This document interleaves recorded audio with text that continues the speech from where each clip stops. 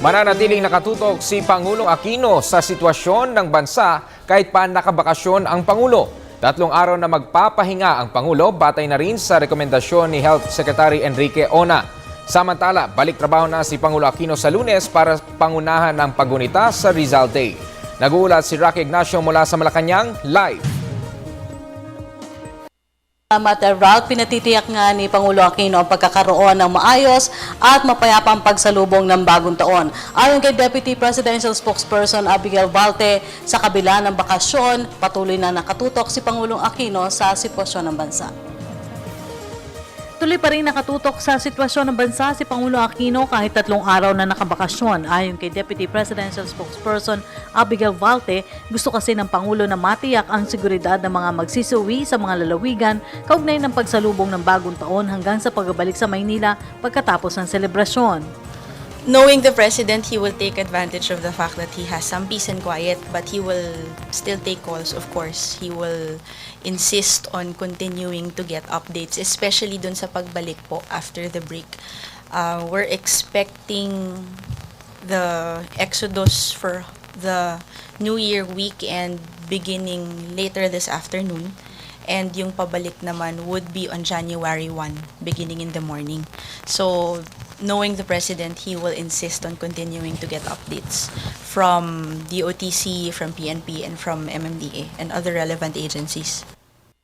Ang pagpapahinga ng Pangulo ngayong holiday season ay mahigpit na rekomendasyon ni Health Secretary Enrique Ona. Bukod pa ito sa regular check-up na pinangangasiwaan ng personal physician ng Pangulo.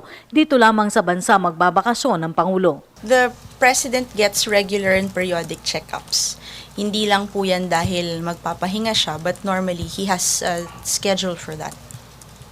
Pinalala rin ng palasyo sa publiko ang 65 taon ng batas o ang Republic Act 229 kung saan ipinagbabawal ang pagsasagawa ng pangunahing sugal sa araw ng paggunita ng pagkamartir ng pambansang bayani katulad ng sabong, karera ng kabayo at high alay.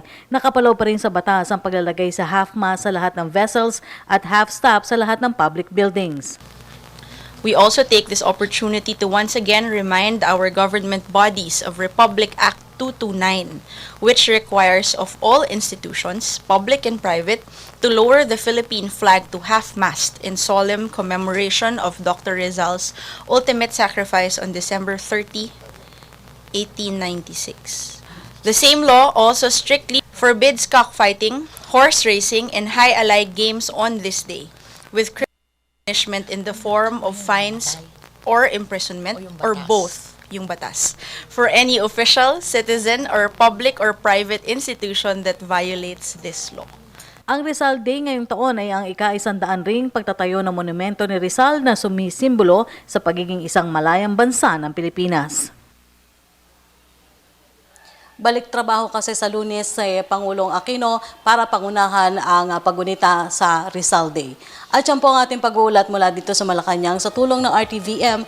Ako po si Rocky Ignacio para sa Telebisyon ng Bayan. Maraming salamat, Rocky Ignacio.